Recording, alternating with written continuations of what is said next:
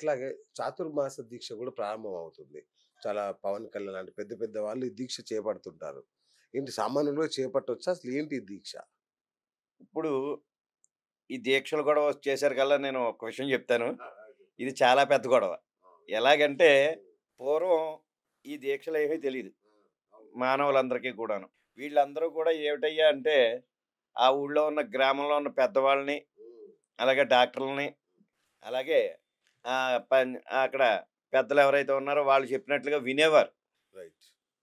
ఇప్పుడు మన పిల్లలే ఉందనుకో, ఇవాళ స్కూల్‌కెళ్ళాలంటే గనక మీరు ఎంత కొట్టినా సరే, పేచీ పెట్టి అలా కింద మీద దొర్లేసి అక్కడే దొర్లుతుంది గానీ, స్కూలుకి వెళ్ళదు. అంటే మాట వినట్లేదు ఈ రోజుల్లో. అవునండి. ఆ మాట విన ఇదివరకు 41 రోజు దీక్ష చెయ్యాలి అని ఎందుకనేవారంటే, పూర్వం మనకి ఈ ఇంగ్లీష్ మందులవి లేవు. లేవు. ఓన్లీ ఆయుర్వేదం. అవును. ఓ దెబ్బ తగిలినా లేదా ఏం జరిగినా ఆయుర్వేదమే. అవును. పలానా చోట డాక్టర్ గారుంటారు. ఆయన దగ్గరికి ఊరికి ఒకళ్ళో ఇద్దరు ఉండేవారు. వాళ్ళ దగ్గరికెళ్ళి ఆ మందు తెచ్చుకొని పెట్టుకుంటారా అనేవారు. అయితే వాళ్ళు వెళ్ళినప్పుడు కొంచెం ఎక్కువగా హెవీగా ఏదైనా రోగం ఉందనుకో, అప్పుడు ఏం చేసేవారంటే గుళికలిచ్చి, మందులిచ్చి 41 రోజు దీక్ష కింద ఈ మందులు వాడమ్మా. అచ్చా! ఓకే. ఇవి వాడినప్పుడు కిందే పడుకోవాలి. ఆ! పొద్దున్నే లేవాలి. అలాగే ఇదే చెయ్యాలి. ఇలాగే ఉండాలని చెప్పి ఒక నియమాన్ని ఇచ్చేవారు. అయితే ఆ సమయంలో ఆ నియమాన్ని పాటిస్తూ ఆ మందులు వాడేవారు పూర్వం. ఆ! అయితే రాను రాను మనం ఏమైపోయిందిరా అంటే, మనం తెల్లారుజామున తింటున్నామో తెలియట్లేదు. ఉదయాన్నే తింటున్నామో తెలియట్లేదు. రాత్రి 11 గంటలకి ఏదైనా షాప్ తీసిందంటే అక్కడికెళ్ళి ఇడ్లీయో, బజ్జీయో ఏదో ఒకటి తినేస్తున్నాం. ఇదివరకు అలా కాకుండా మనకి సాయంత్రం 6 అయ్యేసరికల్లా భోజనాలయిపోయేవి. 7 గంటలకల్లా అందరూ మంచాలెక్కేసేవారు. మళ్ళీ ఉదయాన్నే తెల్లవారుజామున 4 గంటలకి లేచి నాగలి కట్టేవాడు.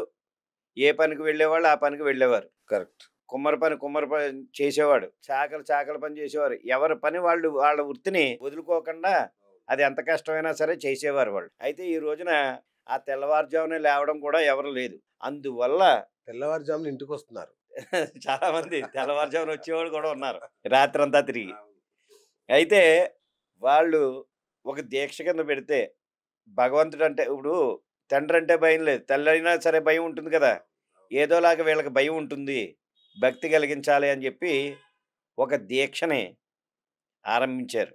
ఇది ఎలాగంటే ఒక అమ్మవారి మాలవేయని, లేదా ఒక వెంకటేశ్వర స్వామి మాలవేయని, లేదా ఒక శివమాలవేయని, లేదా వారాహి ఇప్పుడు వారాహి పవన్ కళ్యాణ్ గారు ఎప్పుడైతే మొదలుపెట్టారో విస్తృత ఇంక అప్పటి నుంచి ప్రచారంలో. కూడా అవును. అవును. ప్రతి ఒక్కళ్ళు ఆచరిస్తూ ఉన్నారు.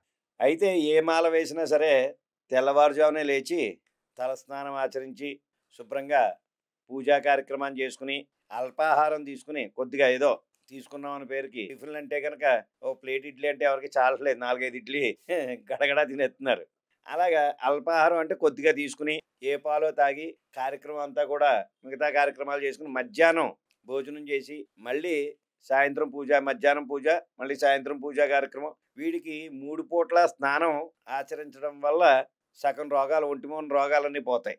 తెల్లవారుజామునే లేచి భగవన్నామ స్మరణ చేయడం వల్ల సూర్యోదయానికి ముందే లేవడం వల్ల చాలా ఆరోగ్యం. అవును. ఆ తర్వాత పూజా కార్యక్రమంలో ఉంటాడు ఎప్పుడు భక్తితోనే. అవును. అయితే ఆ భక్తితో ఉండడం వల్ల వీడికి కలిగేది ఏమిటయ్యా అంటే ఈ మానవుడికి ఏదైనా చేసిన పాపాలు ఏమైనా ఉంటే కొంచెం పోవడం. హ్మ్. ఆ తర్వాత ఆ 10 నిమిషాలు కూడా నామస్మరణ చేయడం వల్ల ఒంట్లో వేడి పుడుతుంది. ఇప్పుడు అక్కడ ఉన్నవాళ్ళు ఓ 10 మంది కలిసి కూర్చున్నాక ఊరుకోరు కదా! అంతేగా. జై దుర్గా భవాని, జై దుర్గా భవాని అని గట్టిగా అరవడం వల్ల వీడికి ఒంట్లో వేడి పుడుతుంది. భజనలు, చప్పట్లు, బోల్డన్ని అరవలు, హడావుడి గోల. భజనలు ఇంక మామూలుగా కాదు. అవి చేసుకుంటూ ఉంటారు. సాయంత్రం వచ్చేసరికల్లా మళ్ళీ సాయంత్రం పూజా కార్యక్రమం ఆచరించి చక్కగాను ఆ తర్వాత ఏ ప్రసాదమో తీసుకుని కిందే పడుకుంటారు. అచ్చా! మీకు దానివల్ల ఏమిటయ్యా అంటే బట్టలు కూడా మనం చూడండి ఏదో ఇప్పేసి ఎక్కడికో వెళ్ళొస్తాం, ఇప్పేసి పక్కన పెడతాం. అవును. మళ్ళీ సాయంత్రం మళ్ళీ ఎక్కడికైనా వెళ్ళేటప్పుడు అది వేసుకుని వెళ్ళిపోతూ ఉంటాం. వీళ్ళు అలా కాదు, బయటికి ఎక్కడికైనా పని మీద వెళ్ళినప్పుడు ఈ మాల ధరించిన వాళ్ళు మళ్ళీ వచ్చి స్నానం చేసి ఆ బట్టలు తడిపి ఆరేసేసి మళ్ళీ సాయంత్రం కట్టుకుంటూ ఉంటారు. అవును. ఇలా చేయడం వల్ల చాలా విశేషం. అది కాకుండా పూర్వం మనకి ఏం చెప్పేవారంటే ఏ హాస్పిటల్ కానీ బయటకు కానీ ఎక్కడికైనా వెళ్తే కనుక వచ్చాక బయట నూతి దగ్గర లేకపోతే కుళాయి దగ్గర ఆ బట్టలు ఇప్పేసి స్నానం చేసి అప్పుడు లోపలికి వెళ్ళేవాళ్ళం. అవును. ఇప్పుడు ఆ పని పోయింది. ఇంట్లోకి వచ్చాకనే కాళ్ళు కడుక్కోవడం అవుతుంది.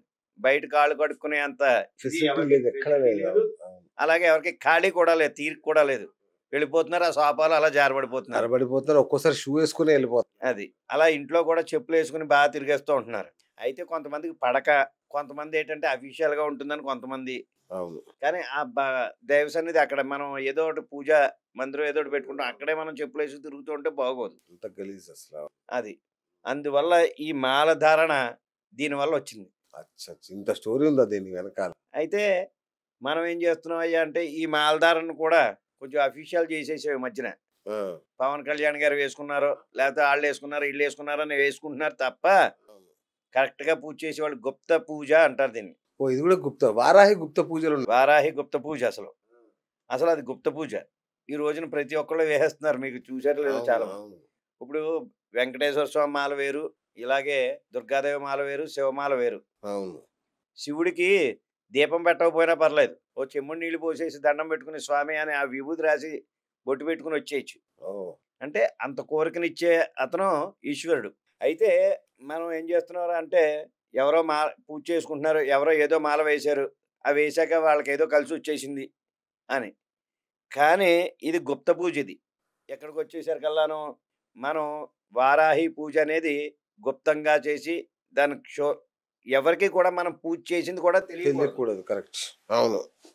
అయితే దాన్నేం చేస్తున్నారయ్యా అంటే ఇప్పుడు బజార్‌లో మనం వినాయక చవితి చేసినట్టు అయిపోతుంది దాని పని కూడా. అవునండి. అవును. అయితే ఎవరినైనా కొలవచ్చు కానీ, ఇటువంటి దేవీ దేవతలను కొలిచేటప్పుడు ఉగ్రదేవతల్ని. ఉగ్రదేవతల్ని మనం ఒళ్ళు దగ్గర పెట్టుకొని పూజ చేసుకోవాలి. చేసుకోవద్దని ఎవరిని అంటలేదు. అదేలేండి. జాగ్రత్త. అయితే జాగ్రత్త బాగా వహించాలి. మనం ఈశ్వరుడి దగ్గరికెళ్ళి ఓ చెంబుడు నీళ్ళు ఇచ్చి, "స్వామి నువ్వే" అంటే ఓకే అండి. నువ్వు ఏ తప్పు చేసినా, ఏం చేసినా ఏమి అనడు. అదే విధంగా ఈవిడికి అలా కాదు. ఎందుకంటే కాశీలో కూడా వారాహి అమ్మవారు పుట్టింది అక్కడ. క్షేత్రపాలకురాలు కదా అక్కడ. ఆవిడే. అక్కడ కూడా మనం ఎదురుగుండా చూడనివ్వరు. ఎందుకంటే ఆ ఉగ్రహ రూపాన్ని మనం తట్టుకోలేము అని చెప్పి. ఎవరైనా ఆ తెల్లవారుజామున వెళ్ళి 7 గంటలకు తీస్తారది తలుపు. తీసినప్పుడు ఎళ్లి దర్శనం చేసుకొని పైనుంచి దర్శనం చేసుకొని వచ్చేయడమే తప్ప, లోపలికి వెళ్లి గుడిలోకెళ్లి దర్శనం చేసుకునేంత ఇది ఎవరికీ లేదు. ఇంకోటి తలుపు కన్నంలోంచి చూడాలంట కదా చిన్నగా. పైన 2 రంధ్రాలుంటాయండి. ఒకటి ముఖం కనబడేది. ఆ! ఇంకోటి కాళ్ళు కనబడేదా? పాదాలు కనబడేది. ఓకే. అక్కడ హారతి ఇస్తూ ఉంటారు. ఓకే. హారతి చూసి దండం పెట్టుకుని వచ్చేయడమే. మనం ఏం చేస్తున్నాం అంటే అంత గుప్తంగా ఉంటుంది ఆ పూజ. అటువంటి పూజను మనం ఈ రోజున బజార్‌లో పెట్టేస్తున్నాం. అది చేసేవాళ్ళు ఎవరైనా సరే నేను అన్నాను కాదు. విశేషమైన పూజలు చేయాలంటే గనక ఈశ్వరుడు కాదు, వెంకటేశ్వర స్వామి కాదు. వీళ్ళందరికీ కూడా ఆగ్రహం తక్కువ, అనుగ్రహం ఎక్కువ. అవును. మనం ఒక చెంబుడు నీళ్లు పోసి ఆ ఈశ్వరుని తలుచుకుంటే గనక వరాలు ఇస్తూ ఉంటాడు. అలాంటిది మనం అటువంటి సేవలు అలాంటి పూజలు చేయడం ఒక విశేషం అయితే గనక ఇలాంటి వారాహి దేవులు కానీ అలాగే కొన్ని శక్తులు ఉన్నాయి. ఈ శక్తులు ఏవైనా సరే పూజలు చేసేటప్పుడు మనం ఎక్కడో దాకేందుకు కాళికాదేవిని మనం ఉదయాన్నే లేచి ఆ ఫోటోని చూసి దర్శనం చేసుకుని మనం బయటికి వెళ్తే కనుక ఎక్కడైనా సరే చిన్నది సూది గుచ్చుకునైనా సరే రక్తం కొద్దిగా కారుతుంది. అవునా? అది ఎందుకంటే మనం ఒళ్ళు దగ్గర పెట్టుకుని మనం ఏ కార్యక్రమం చెయ్యం గనక. దాన్ని భక్తి శ్రద్ధలతో ఎవరైతే ఆచరిస్తారో వాళ్ళకి అనుకున్న పనులన్నీ కూడా జరుగుతాయి. వాటిలో అమ్మవారి ఎంత ఆగ్రహమో అంత కరుణా కటాక్షం కూడా ఉంటుంది. అటువంటిది మనం కాశీ వెళ్ళినప్పుడు కూడా కాశీలో పైనుంచి అమ్మవారిని చూపిస్తారు తప్ప కింద నుంచి దర్శనం ఉండదు ఎదురుగుండాను. ఆ యొక్క రంధ్రాల్లోంచి పాదాలు ముఖం కనబడుతుంది. దండం పెట్టుకుని వచ్చేస్తాం. కాశీలో 7 గంటలకల్లా తలుపులు తెరుస్తారు. దర్శనం చేసుకుని హారతి తీసుకుని వచ్చేయడమే తప్ప ఇవన్నీ కూడా గుప్త పూజలు. గుప్తంగా ఉండేదే గుప్త పూజ. ఈ పూజలు చేసేశాక మనం ఏదో వాళ్ళు చేస్తున్నారని మనం చేయడం, మనం చేస్తున్నారని వాళ్ళు చేయడం. కానీ ఎంత విశేషంగా ఇప్పుడు ప్రతి ఒక్కళ్ళు కూడా ఎలా ఉందయ్యా అంటే వాడేదో మాల వేసుకున్నాడు, లేకపోతే ఏదో పూజ చేస్తున్నాడు, లేకపోతే ఇదేదో ధరించాడు. ధరించాక ఆడు చిరంజీవి అయిపోయాడు. నేను చిరంజీవిని అయిపోవాలి. సాధ్యమా?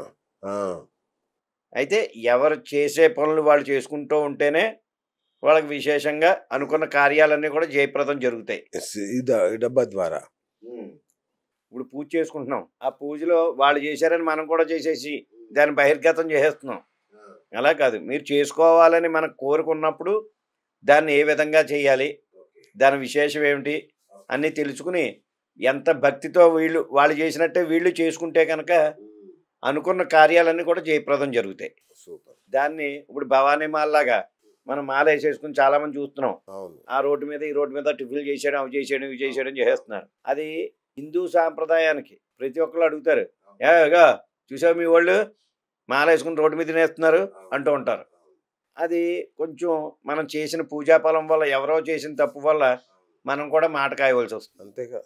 అలాగే ఈ పూజలు ఏవైనా సరే చేసినప్పుడు విశేషంగా ఆ పూజా విధానం ఏ విధంగా ఆచరించాలి, ఆ పూజ ఈ విధంగా చేస్తే ఎలా ఉంటుంది అని చెప్పి దాని గురించి తెలుసున్న వాళ్ళని అడిగి ఏ పూజైనా చేసుకుంటే కనుక మనకి విశేషమైన ఇంటికి, ఓకే. గృహానికి, అలాగే మనకి ఆరోగ్యానికి అన్నిటికీ కూడా మంచి విశేషమైన స్పందన కలుగుతుంది.